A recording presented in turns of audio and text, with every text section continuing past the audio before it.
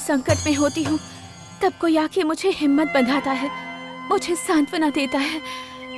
मेरे मन की तकलीफ दूर करने वाला, मेरे आंसू पोंछने वाला वो इंसान कहाँ है माँ?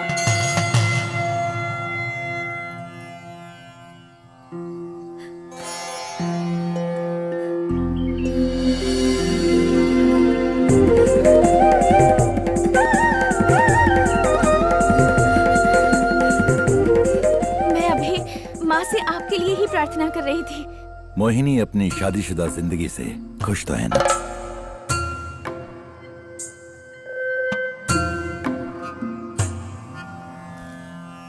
उदयराज बहुत पढ़े लिखे हैं, लेकिन पढ़ना ही काफी नहीं होता। दुनियादारी की भी समझ होनी चाहिए। विवाह के बाद पुरुष की जिंदगी में कई तरह के बदलाव आते हैं। उसे सच्चा पति बनकर अपनी पत्नी को हर तरह से संतुष्ट रखना और संभालना पड़ता है। अगर किसी कारणवश पति ये सब नहीं कर पाता तो रिश्ता वहीं खत्म हो जाता है। इस दुनिया में ऐसे अनेकों उदाहरण हैं।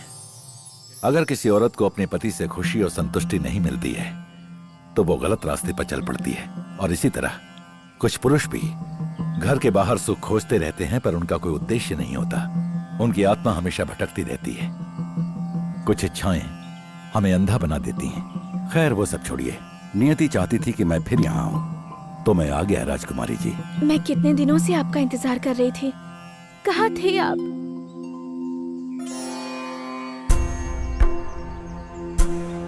राजकुमारी जी आप जाइए, मैं अब यहीं रहूंगा। धीरज रखिए।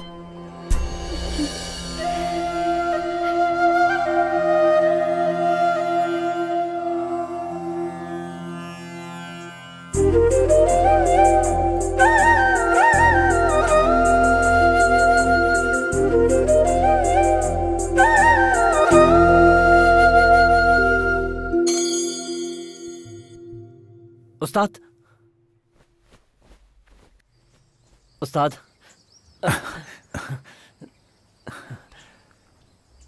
अब्दुल्ला, राजमहल में षड्यंत्रों का जाल बुना जा रहा है, जिसमें राजकुमारी हेमावती को फंसाने की कोशिश की जाएगी। और इस षड्यंत्र में जो इंसान सबसे अहम भूमिका निभाने वाला है उसका नाम है शिवबाहु। और इस घिनौने षड्यंत्र में जिस शख्स को सबसे ज्यादा फायदा होने वाला है वो है गोवर्धन वकील। अगर ऐसा है तो इसका मेरे पास एक उपाय है उस्ताद। ये रामपुरी चाकू किसी को पता भी नहीं चलेगा ये चाकू कहां से घुसा और कहां से निकला। नहीं, हम ऐसा नहीं करेंगे। हमें जान लेने का अधिकार नहीं है।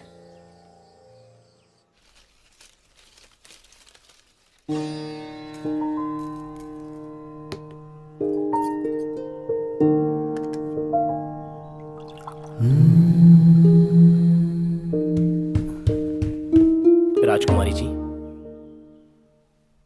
क्या बात है हरिकृष्णा? पिताजी ने कहा है कि रुद्र जी यहाँ नहीं रह सकते।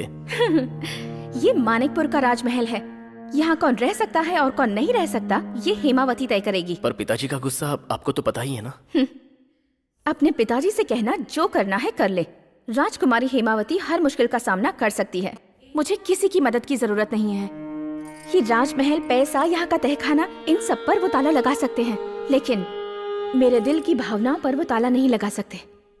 उन्हें ये अधिकार कभी नहीं मिल सकता। वो आपको धोखा दे रहे हैं। अच्छा होगा कि बेटा बाप का साथ ना दे।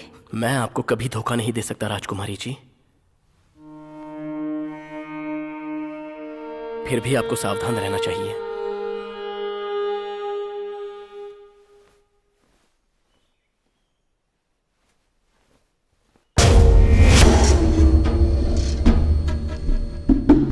कमीने!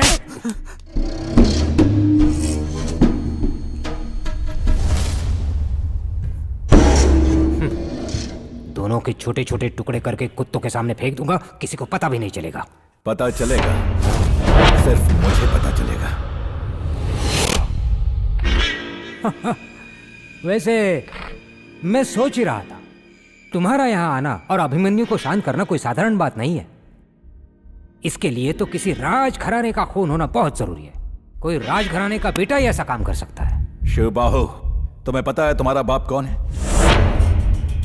जब भी मैं किसी की तरफ देखता हूं तो मैं उसका चेहरा नहीं देखता, उसका मन देखता हूं। सिर्फ ईश्वर ही है जो दुनिया के हर इंसान के मन की बात समझता है, वो माँ की कोख में पलने वाला बच्चा ही क्यों ना हो। ईश्वर के अलावा ये शक्ति सिर्फ रुद्र के पास है। इसी वजह से किसी शैतान के दिमाग में क्या चल रहा है, वो क्या करने वाला है, इस रुद्र को सब पता चल जाता है। मुझसे कुछ नहीं छुपता। मुझे जाना होगा। ठहरो, तुम लोग यही साबित करना चाहते हो ना कि सुनैना का बेटा महाराज की नाजायज औलाद है? पर मुझे पता है कि यह सच नहीं है। सुनैना ने महाराज नीलकंठ राज को धोखा देकर उनसे एक कोरे कागज पर अंगूठा लगवा लिया और फिर तुमने झूठी वसीयत बनाकर पूरी जायदाद सुनैना के नाम करवा दी। पर मेरी बात ध्यान से सुनो, मैं तुम्हारी ये मक्कारी भरी चाल कामयाब नहीं होने दूंगा। और हाँ, तेरी इस करतूत की सजा भी तुझे जरूर मिलेगी। ये क्या बड़बड़ा रहे हो तुम? भगवान के लिए मुझे यहाँ से जाने तो मुझे यहाँ से। देख शिवबाहु, रुद्र के साथ खेल खेलने के लिए तुझे दोबारा जन्म लेना पड़ेगा। तेरे जैसा इंसान जब पैदा हुआ होगा तो तेरी माँ को भी पता नहीं रहा होगा कि उसने एक इंसान के रूप में एक शैतान को जन्म दिया है। जब तक मैं हूं तब तक तू तो क्या, तेरा बाप भी कुछ नहीं बिगाड़ सकता। एक शब्द भी और कहा तो देखना। वो तांत्रिक वीर भैरव, उसके काले जादू से और वशीकरण की ताकत से तुम मुझसे खेल नहीं सकते। तुम्हें लगता होगा यहां राजकुमारी हेमावती अकेली है, लेकिन नहीं, राजकुमारी के साथ मैं खड़ा हूं। जाओ, अपने हथियारों के साथ लड़ने आओ। तुम चाहो तो आमने सामने लड़ सकते हो या पीछे से वार कर सकते हो। मैं सबके लिए तैयार हूं। जाओ।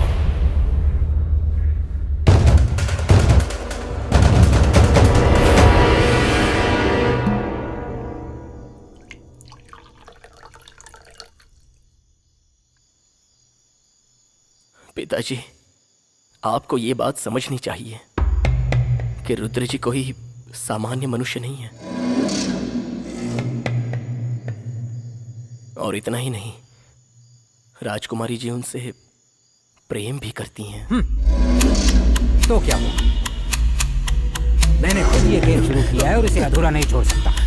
मैं इतनी जल्दी हार मानने वालों में से नहीं हूँ। यहाँ गलती करना मना है, लेकिन षड्यंत्र जरूर कर सकते हैं। मैं जानता हूँ कि तुम मेरे मरने के बाद भी ये खेल जारी रखोगे, लेकिन मैं स्वर्ग में बैठकर या नर्क में बैठकर ये सब नहीं देखना चाहता। इन आंखों से देखना चाहता हूँ। ये सब देखे बिना ये शिवबाहु मरेगा नहीं। मैं साधारण सांप नहीं हूँ, विषैला सांप हूँ। मेरे विष के आगे कालिया सर्प का विष भी कुछ नहीं। ये मैं नहीं कहता, वीर भैरव का कहना है। आप ये सब मत कीजिए पिताजी। मेरे लिए इस दुनिया में आपसे बढ़कर और कुछ नहीं है। मैं आपको खोना नहीं चाहता। तू बिल्कुल अपनी माँ पर गया है। मुझे सब कुछ जानना है। ये रुद्र कहाँ पैदा हुआ है, उसकी माँ का नाम क्या है, उसके बाप का नाम क्या है, वो किस राजघराने का है, अभिमन्यु के पागलपन के बारे में उसे कैसे पता चला। बेटा, हेमावती सिर्फ तुम्हारी है, सिर्फ मेरे बेटे की। आने वाले समय में क्या होगा हमें नहीं पता, लेकिन वो महान तांत्रिक भैरव सब जानता है। कल अमावस है, तुम्हें मेरे साथ चलना होगा उस तांत्रिक भैरव के पास। हे ईश्वर, वहां क्यों? मैं प्रार्थना करता हूँ, मुझे मत घसीटो इसमें। घसीटो? रुद्र और हेमावती को हराना है तो कनकपुर के भैरव की मदद लेनी है। कल मैं मंदिर में इंतजार करूंगा। तुम्हें हेमावती का एक बाल और अभिमन्यु की पूंछ का एक बाल लेकर किसी भी हालत में मंदिर में आना होगा। अब तुम जाओ, जाओ यहां से।